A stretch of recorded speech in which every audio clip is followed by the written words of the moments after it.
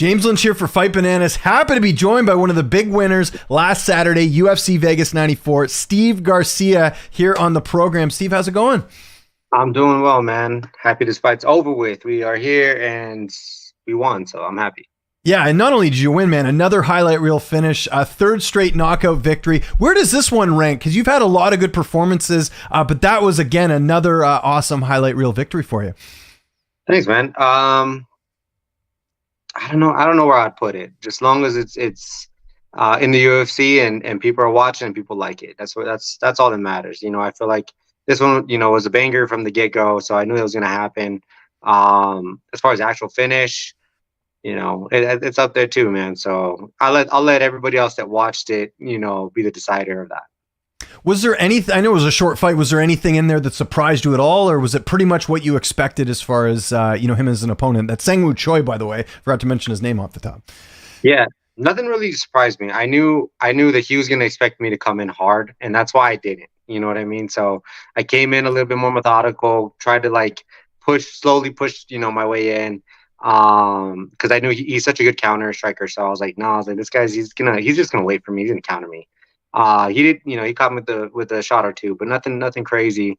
But the moments that we were engaging, and we were in this firefight, I was like, I welcomed it. You know what I mean? I was like, I trust myself. I trust my abilities. I have a decent chin. Whether people agree with that or not, but let it go, man. And I started doing some chingazos, bro, and I freaking sat him on his butt. So we got it. We did it. And a bit of an interesting thing that happened, before the fight, Brad Tavares' fight getting pulled. So you ended up being the co-main event. What was that like, being right before the main event? Nothing necessarily changed for me, but when you get those moments, you got to capitalize on those opportunities. I was like, all right, regardless on, whether I wasn't or whatever, like I am now. You know what I mean? So, being like having a little bit more spotlight, being a co-main event, you definitely get more eyes. You're at the very end. People want to see the end. So I was like, you know what, man? I was like, let's freaking go out there and let's show out. And I feel like that's what we did. Yeah, no, you certainly did, man. It was awesome. So how do you celebrate after a big win like that? Because again, it was quick. You get to, the card wasn't too late, which was good. So I'm sure you got to enjoy yourself a little bit after the fight. Yeah, it wasn't too bad. After you do like all your media obligations and stuff like that, that kind of takes about an hour to an hour and a half. But I had my wife there, I had my brother there, I had my brother's girl, and then I had one of my longtime friends who helps me with all my camps. His name is John. He was out there, so we were able to actually we just went to In-N-Out. That was how excellent. We celebrated. Keep it simple, right? Like go somewhere that's like, don't have to wait around. You get a good meal. I'm sure you're cutting weight, so that must have hit the spot right after the fight. It definitely hit the spot. They messed up the order. I'm not a big onions guy, but you know what, dude? It still tastes great. They put onion. Great. Oh, you can't do that. That's not good. I'm the same. I'm way. not big on the onions, but you know what, dude? Like because they keep us at the Pal Station, so we're over there, and they have good food there too and stuff. So throughout the whole week and stuff, I wasn't able to eat it, but everybody else was able to enjoy themselves. So it turned out fine, man. It turned out great. And then we went to the mall the next day for a little bit and went to the outlet mall. But yeah, man, we go to Vegas kind of often. So it was nothing like super unusual. Not, when you go to a new place, you want to go see and explore stuff. It's Vegas. I know what Vegas is like. I enjoy myself every time there, but I was really excited to come home and see my son. Like I was super pumped, you know what I mean? So, yeah, man, I saw my little guy. He was so happy and then he was so mad. It was hilarious. Why was he mad? Oh, because he couldn't go? Well, just because I was gone. Oh, okay, gotcha. Yeah. He's 3 years old, so he doesn't really fully understand what's going on. He was so excited to see me, and then he got mad and sad. So, after a while, then he comes around and he wanted me he showed me his dinosaurs and his monster trucks and everything else. And yeah, man, just the things I live for. Yeah, my son's turning 3 in September, and same sort of thing. He's into the dinosaurs and all that. That's all he watches right now. Yeah. And similar thing. I was covering one of the UFC cards, and I was away for a week. And when he came back, he doesn't get angry, but he was just so happy to see me. And as a parent, that's like the best feeling ever. So, dude, when they run to you and they're just Daddy, just like they're so happy, man. It's who would have thought? It just makes you just melts you. Mushy guy. Makes you human, Steve. Makes you human. It does, man. Definitely. And I'm sure you can afford a few more dinosaurs after getting that performance bonus, man. What are you going to be doing with the money? That's awesome. I'm trying to be smart with it. That's what Yeah. I'm trying to do. If I want to make smart decisions, because obviously I got a couple of things I got to take care of first. Mhm. But I would honestly go buy me like a rental property or something like that. That's truly what I want to do. If I want to be stupid with my money, I'd probably go buy me an RV or something like that, like a big one. Mhm. So we'll see. I'm not trying to get stupid. I'm trying to fight again, hopefully soon. If I do that, I can rack up some more wins and I can, get some more money. Then, I can look in the stupidity part a little bit more. But right now, I'm just trying Well, to make I'll it frame good. this a different way, actually, because, again, I think you're right on the first one, invest in some property. My wife and I, we bought a travel trailer this summer, and it's not like a huge one. It's, we have a Subaru, so you have like a weight limit. You can't, Yeah. take a huge trailer behind you. But I got two boys, and we bought one, and it's the best thing ever. They're having the best summer. We're camping as much as we can. The kids Oh, love the awesome. trailer as opposed to tent camping, and those are memories they'll remember forever, right? Because like when you're kids and you're leaving somewhere and you're going to stay, somewhere different, it's definitely a lot of cool memories. So wouldn't be Yeah. the worst idea. Maybe you could find a compromise, like get a smaller trailer for the kids, and then maybe put the rest of the money in something else. So I don't know. I'm the Yeah. last guy to tell you how to manage your money, but as someone who Yeah. owns a trailer, I can tell you it's awesome. We just got it this year too. So Oh, dude, that's awesome. No, I'm honestly like I'm contemplating it. Mhm. But it just depends. Like my situation is a little bit different. I do have a special needs kid, my daughter, Mhm. my stepdaughter, and it's hard to travel with her. Mhm. But I do consider that because I'd probably buy me like one of the motorhomes. Mhm. Because I have a Jeep Gladiator too, so like I think my like the max you can tow with it is like 7,200. Mhm. So I could probably find me a little camper. So I still might consider that. Because we're always in the mountains. Every Saturday I go and run in the mountains in Hemis, and my dad has a cabin out there. And he even has his own trailer too. So we'll go and stay in his trailer because it's already there. Um, but it's nice to have someone on your own. Me and my wife love to go fish. So that's why like it's something that's always in the back of my mind. But like I said, my living situation is just a little different than most. So I have to take all these into consideration. It's never, never. It's not a bad problem to have. Figuring out what you want to do with money, right? So that's good too. Yeah. Big hit. Having it. Yeah, It's great. for sure. And it's well deserved. Again, you're getting all these knockouts. You're making a statement. I mean, at this point, it has to be a ranked opponent, I would think. I know you did mention Dan Ige as sort of the number one pick for your next opponent. If that doesn't work, is it just getting that ranked opponent? Because I think I would imagine now, and we've talked for a while, but like they got to start putting some respect in your name with these opponents. Nothing against Seung Woo Choi, but a ranked opponent has got to be next, I would think. This is the type of performances that gets you that ranked opponent, is when you're finishing the guys outside the rankings.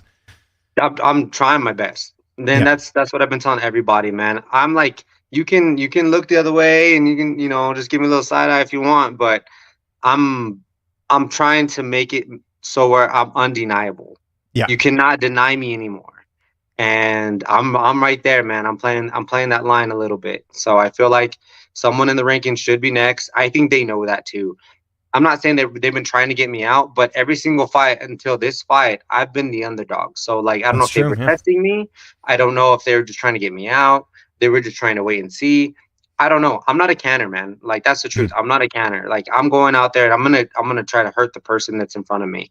And as unfortunate as the business is, that's how it is because they do it to me. I'm still human. I'm not trying to go out there and truly kill you, but my mindset is always that. You know what I mean? So hopefully I'll get someone in the ranks. I want Danny Gay. I've been talking about it for quite some time. The dude's a gangster. Who doesn't want to fight a gangster like him? Even if if it wasn't maybe in the spirit, it could be in like the apex, a 5 round just barn burner with me and that guy. I mean, I don't. I in my personal opinion, I feel like the fans would love that. Yeah. We want to be, and we're entertainers. You know what I mean? That's the truth. And when I made that call out, not even in the cage prior to the whole situation, because he was actually supposed to be the headliner of my card, and then I think his fight fell through, and I think he stepped up to fight Lopez in a couple hours, which it wouldn't have mattered because that happened. But he was calling people out. He's like, anybody ready to step up? Anybody down? And I was like, me, you know what I mean? Like I'm down. And I don't know if he just kind of shrugged it off. I don't know if UC shrugged it off. I don't know if he felt I was undeserving of it. But at this point, like I said, if you can be undeniable, then you can look the other way all you want, but I'm gonna be right there. You know what I mean? Yeah. I'm like that weird like homeless guy like looking at you. You know what I mean? At the corner of the street. You know. Yeah, no, I like that analogy. How do you feel like stylistically you match up against Ige? Because you know what's really interesting about that fight? Like you knock everyone out, right? I mean, we've seen it over the last couple of performances. Ige, he's never been finished, so I'm sure you love that challenge of maybe potentially being the first guy to finish him there. How do you look at the fight stylistically? Because I think Ige's more of a volume guy. Although he does have knockouts as well, but I'd say that you're maybe more the power puncher. But how do you look at that fight stylistically? Man, I haven't fully like dove into him quite yet because I don't want to immerse myself into him Right, knowing put too that much it's not energy into for something that sure. may not happen. Yeah. Yeah, but when I watch him, just like as a fan, I watch him. This one, he has dynamite in his hands. There's no question about it, man. He can hit you one shot and he's gonna put you out. Like he did that to Philly, um, and he's very composed. He's a vet. I feel like he has pretty good grappling skills. He knows how to stay on top. He has pretty good defense, like as far as submissions. I mean, the dude's well rounded, man, and everybody calls him like the gatekeeper of like the top 10. I don't necessarily know if you can really consider that because this guy he can beat you like and on any given night. That's how good he is. Ultimately, I just want to get a ranking by my name. Yeah. Ultimately that's who I want. That's who I prefer to fight. If they give me that Yusuf, Sodiq Yusuff, yeah. Sadiq Yusuf, I'll fight him. I'd love a fight with maybe Bryce Mitchell. That'd be a fun one. Yeah, man, a couple of those guys that come to my mind that I feel like have a lot of steam, a lot of I don't know, just a lot of attention. I'll fight those guys, and we'll make it happen hopefully soon, and we'll see by the end of the year what I get. At the top of your division, it looks like Holloway-Topuria and Max Holloway are going to fight next. How do you look at that fight? Because I'm sure you keep an eye on the roster. Who do you think wins that? Yeah. Those are two dangerous people, no doubt about it. But the one thing that Max Holloway can do with someone who has such good boxing like Topuria, he makes you almost look mediocre. Look what he did to Calvin Kattar, who was just a really great boxer, mainly. And he just outstruck him like, man, like you're looking at like a C fighter and an A fighter. That's how Max Holloway makes you look. But he couldn't even get past. Well, he did get past. I felt like he won one of those fights with Volkanovski, Yeah. and Topuria just like put it on him. You know what I mean? And my goodness, dude, like he shocked the world in a sense. You know what I mean? Volkanovski was this guy that the boogeyman that you couldn't beat. That Max couldn't even beat. You know what I mean? He did it in like two. So you have to respect both of those guys. I think I would probably edge it out to Max, only for the fact that not only did he just beat freaking Gaethje, who is scarier than most. I think if he can go in the same mentality and fight the way that he fought Gaethje and fight Topuria, man, like that seems like he's gonna get it. You know what I mean? And Max is truly the people's champion, I think. I wanted to ask you about a couple other fights, but before I do that, got to give a shout out to HKUSA.com. They have great combat sports gear and clothing accessories you can use. Our Fight Bananas promo code Bananas20 for 20% off your full order. We've got Corey Sandhagen and Umar Nurmagomedov fighting at the beginning of August, actually in like 2 weeks. I know that's not your division, but how do you see that one playing out? Because that's a big step up for Umar and for Corey. Good test against a really hungry guy who a lot of people are calling a future champion. Yeah, I want Sandhagen to win. I do. I feel like that dude needs to fight Sean O'Malley. That's why I agree. Yeah, he needs to fight Sean O'Malley because Sean O'Malley needs to have. And it also depends on Sandhagen because Sandhagen's been wrestling lately.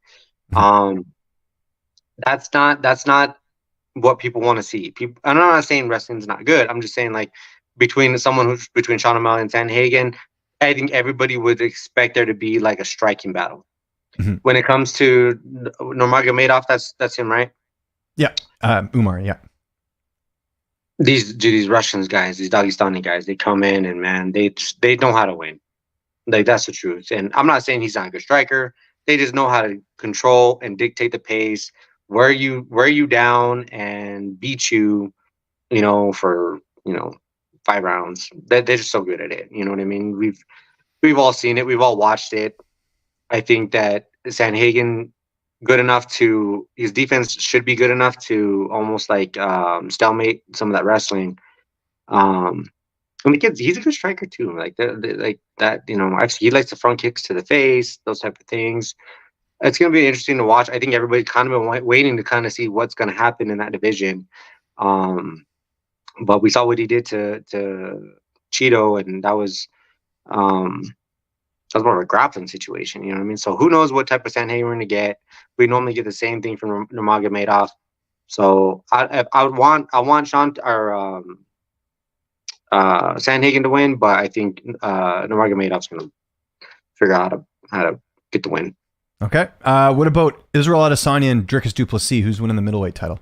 Adesanya, 100%. Okay. I think he's coming, but he don't need anything else. You know what I mean? This is gonna be the true test of whether he wants the belt or not. I think truly, like, he fought so often that he's burnt. He got burnt out. You know what I mean? And he fought the best guys all the way up. It's not like he fought these like nobodies. He fought every single name he could, and even Pereira, like, he's like arch nemesis. You know what I mean? But he got that win back, and I feel like people would want to see that Sean Strickland and Adesanya too. So that would be cool. Du Plessis hasn't really necessarily like showed me that what he's really capable. He's good. Don't get me wrong. He's good, but I don't even think that he beat Strickland. So I think Adesanya will take that. Big one up a weight class from you. Benoit Saint Denis is fighting Renato Moicano. Who do you see winning that? I was going to say Saint Denis is the one that lost to Dustin Poirier in his last fight. I think he's gonna win. Money Moicano, I like that guy, man. He's just a character, right? I really do. I like the guy a lot. I don't know, man. That guy, the fact that like it looked like he gave Dustin Poirier one of the hardest matches, like the first, like rounds that he's ever experienced. It felt like, and then Poirier does what he does, and he's a monster. But I do think that if it stays on the feet, it goes in the what's his name? What's it? Benoit Saint Denis. Yeah, BSD, right? They call him BSD. BSD, you got it. Yep. I think Topa said it. And just two more quick ones. A guy you referenced earlier, Sean O'Malley. Looks like he's going to be fighting Merab next. Who wins that?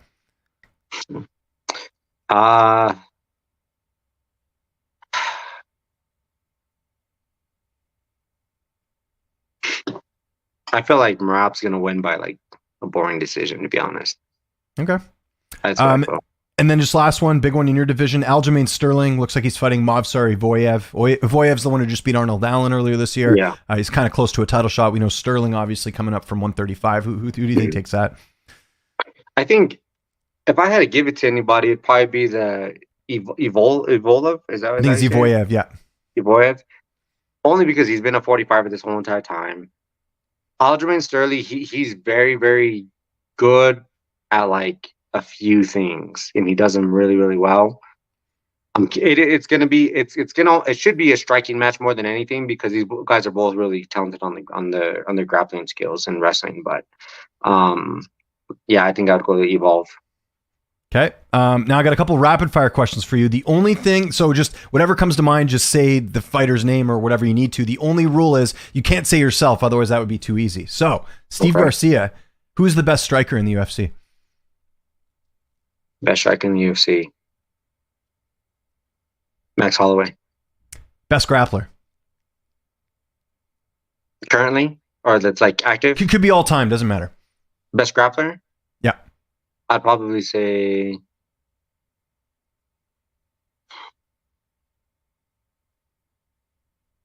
grappler. It'd probably be between maybe Damian Maia and like George St. Pierre. Who's the funniest fighter? Derek Lewis. Who'd you want to have dinner with? Um, Some people said like GSP. Could you like learn from him, or Habib, or? No, I think I'd be Max. I'd pick his brain a lot. Yeah. Who'd you want by your side in a street fight? Dustin Poirier. No, John Jones. John Jones. Good choice. Who has the highest fight IQ? John Jones. And what's a dream fight you would like to see in the UFC? And it's not including me. Not including you. Okay. Not including So me. obviously you'd pick Topuria or whoever, right? I mean, anyone for the belt, which would make sense. But I'd pick dream fight. yeah, John Jones and Pereira. excellent. Like that one a lot. Before we get out of here, we were talking sort of, obviously like you got home, you're back to dad mode. What do you got planned the rest of the week? Because I know a lot of times during camp, like you maybe neglect things because you're getting ready for the fight. Is there like stuff you're catching up on, or you got any trips planned? I mean, it's, obviously summertime, so I'm sure going to get a lot of family time as well. You got anything planned coming up here? I got a lot of honey-do lists. Got to clean up the backyard. I gotta clean up my garage. I gotta clean up a few different things. Catch up on the laundry, that type of thing. Pick up the kids from school.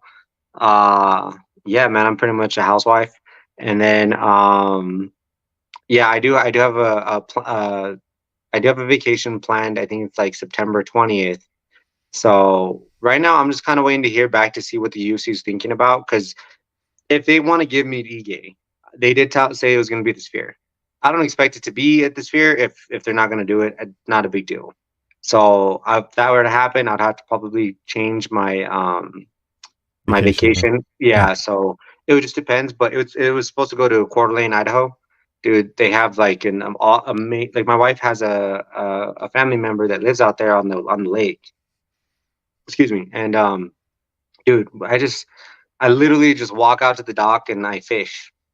Oh, amazing. It's the best feeling, man. I pop open an energy drink, sunflower seeds, and I'm catching smallmouth bass like all day. It's you don't awesome. have to worry about anything. You're just like there enjoying the peace and quiet, right? I'm sure that's awesome. I would go there like this weekend if I could, because man, it's literally just so peaceful, so calm.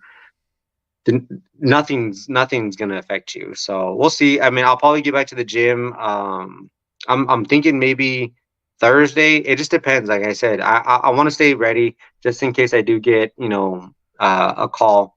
We'll see. But ultimately, I do feel like I need a vacation, man. This camp was rough. It's a little bit harder to train for someone like Choi, just because he's almost like so traditional. He has this like traditional bounce and everything that it was kind of hard to emulate. So Greg called it though. He's like, you're knocking him out with the left hook. So he's like, just be ready. Just make sure we set that up. And we worked on falling off and doing a couple different things, and it worked out great.